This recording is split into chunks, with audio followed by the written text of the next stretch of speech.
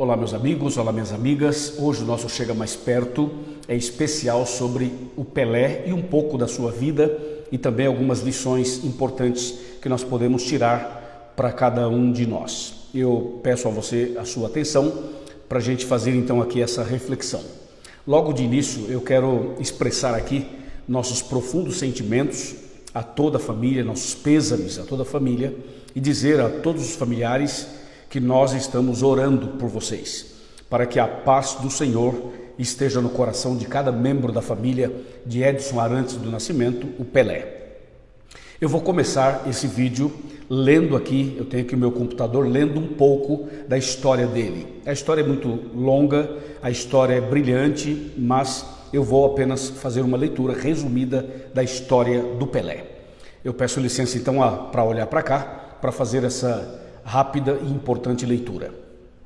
Edson Arantes do Nascimento, o Pelé, é um ex-esportista brasileiro considerado o maior jogador da história do futebol mundial, personalidade mundial do esporte e popularmente chamado de Rei do Futebol. Ele nasceu na cidade de Três Corações, em Minas Gerais, no dia 23 de outubro de 1940. É filho de João Ramos do Nascimento, também ex-jogador de futebol, conhecido como Dondinho, e Celeste Arantes do Nascimento, a sua mãe. Aos 4 anos de idade, Edson e sua família se mudaram para São Paulo, para a cidade de Bauru, no interior de São Paulo.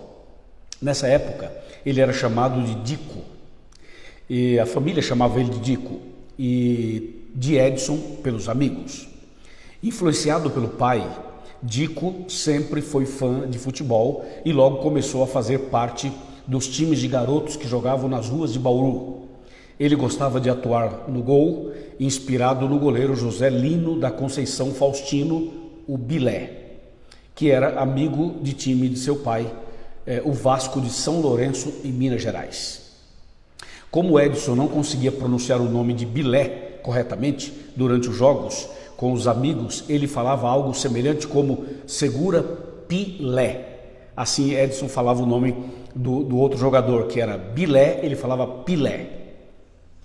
E quando fazia essas defesas. Então esse fato levou os amigos a chamarem Edson de Pelé, porque ele não conseguia falar Bilé, falava Pilé, então ele passou a ser chamado de Pelé. A princípio ele não gostou desse apelido e reclamava, e foi aí que o apelido pegou e ele passou a ser conhecido como Pelé. Interessante que além dos jogos de futebol durante a infância, ele ajudava a família como podia. Ele inclusive foi engraxate para ajudar nas despesas da família. Sempre foi destaque dos jogos de ruas de Bauru e passou por muitas equipes amadoras durante sua infância. E aos 11 anos, o jogador Valdemar de Brito descobriu-o e convidou-o para a equipe que estava formando, o Clube Atlético de Bauru. Passados poucos anos, Valdemar percebeu o enorme talento de Pelé e decidiu levá-lo para um time maior, no caso, o Santos Futebol Clube. E com 16 anos, o Pelé chegou ao Santos como sendo uma promessa, alguém que logo iria se tornar muito conhecido e um craque, de futebol, como se diz no mundo do futebol. Em 1956, Pelé chegou ao Santos como sendo então aquela pessoa que poderia ser o grande destaque do time. E assim ele foi, tornou-se um jogador famoso, cresceu, se destacou e marcava gols e era realmente genial em campo. E finalmente ele se tornou uma pessoa extremamente conhecida no mundo inteiro. E finalmente chegou o momento de marcar o seu 1000º gol. E foi pelo Santos em 1969, quando Pelé marcou o seu 1000º gol, e o feito ocorreu em uma partida contra o Vasco da Gama, no Maracanã, e foi realizado uma cobrança de pênalti. Uma vez alguém disse assim, marcar 1000 gols como Pelé pode até ser fácil, o difícil é marcar um gol como o Pelé. Impressionante, né? Bom, Pelé e os seus primeiros anos de carreira atuando na seleção brasileira. Pelé é até hoje o jogador mais novo a vencer a Copa do Mundo de futebol. Com apenas 17 anos e 8 meses, Pelé foi campeão do mundo em 1958 na Suécia, O então garoto fez 6 gols em sua primeira Copa do Mundo e foi o artilheiro do Brasil. Nessa edição, Pelé foi chamado pelos franceses de rei do futebol. Por isso, até os dias de hoje, todo mundo o chama de rei do futebol. Claro que ele teve problemas na sua vida pessoal, teve problemas de relacionamentos, como todo ser humano tem os seus problemas.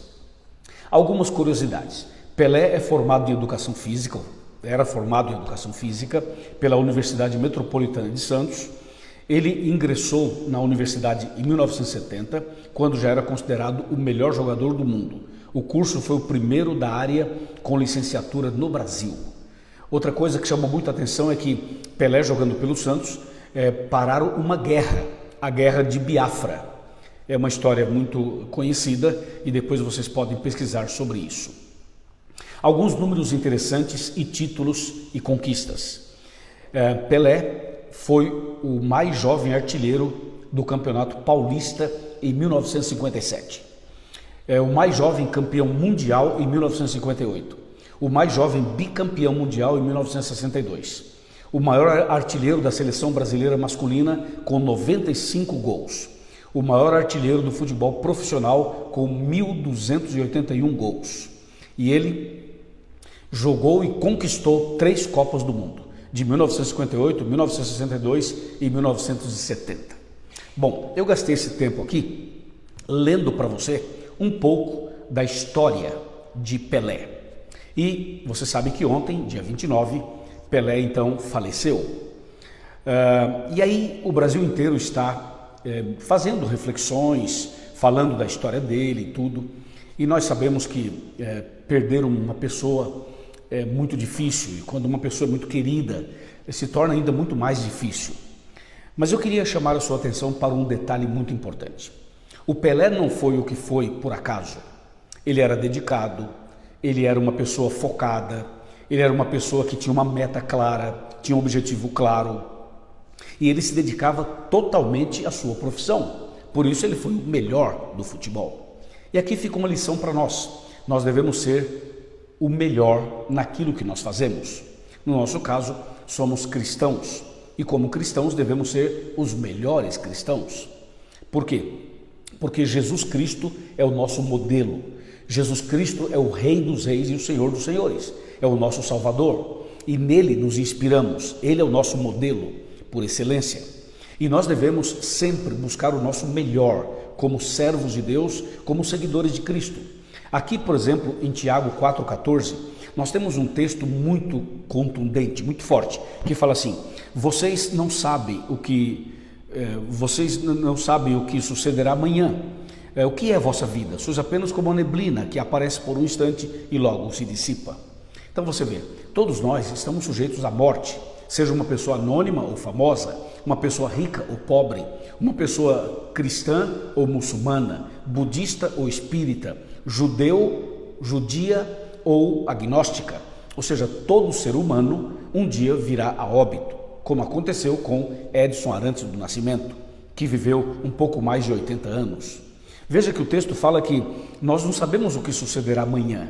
O que é a nossa vida? Nossa vida é como uma neblina que aparece hoje e amanhã desaparece. Por isso, assim como Pelé era focado no seu trabalho, nós devemos ser focados, sobretudo, na nossa vida espiritual, na comunhão com Deus, na leitura da Bíblia, na obediência aos mandamentos de Deus. Por quê? Porque tudo nessa vida passa. E quando a gente morre, a gente não leva nada. O dinheiro, os troféus, a fama, as medalhas, as conquistas, não leva nada. Todo mundo nasce igual e todo mundo morre igual. Então a grande questão é a seguinte: será que eu devo dedicar meu tempo somente para esta vida? Não. Somente para conquistas aqui? Não. Nós devemos viver esta vida nos preparando para a vida eterna. Veja, essa vida só será bem vivida quando for gasta, dedicada a alguma coisa que é melhor e maior que essa própria vida. Por quê? Porque um dia todos vamos morrer.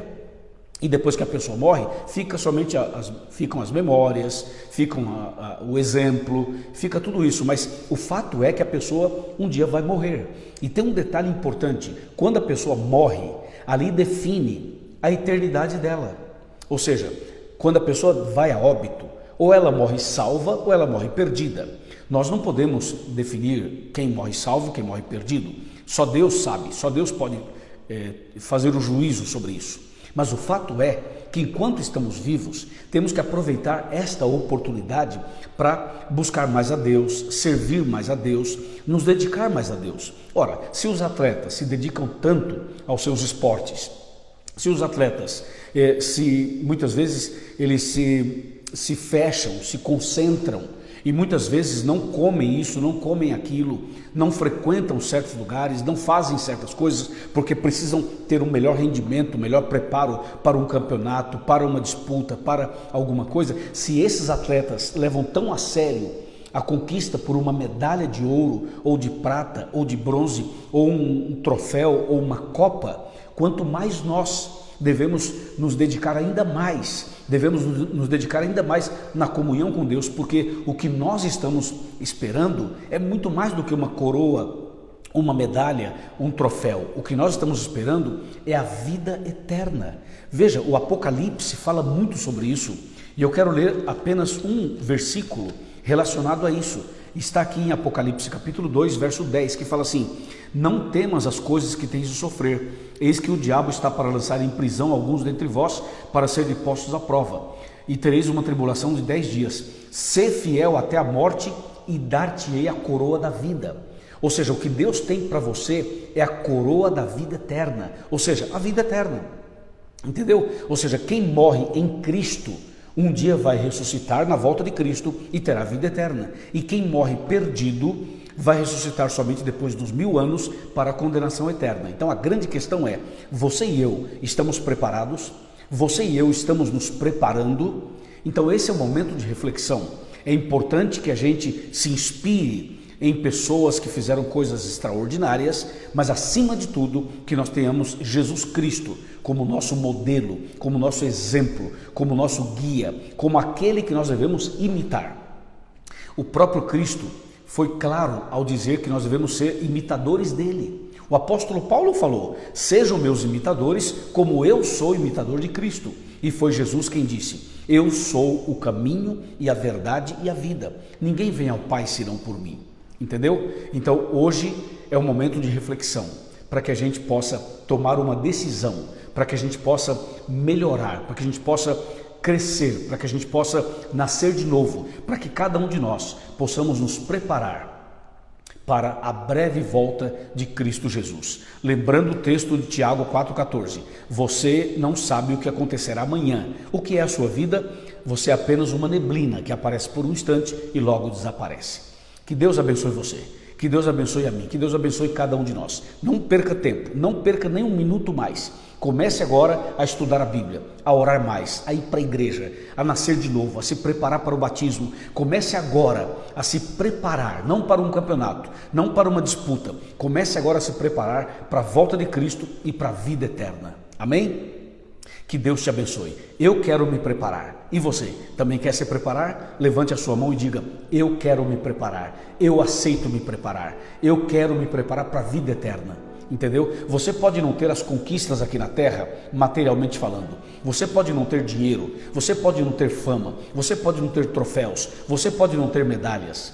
Mas você pode ter Jesus no coração, você pode ter a esperança da vida eterna, você pode ser um seguidor de Cristo, não importa quem você é, Jesus chama você para o novo nascimento e para a vida eterna. Que Deus te abençoe, que Deus abençoe a mim e que juntos nos preparemos para a eternidade.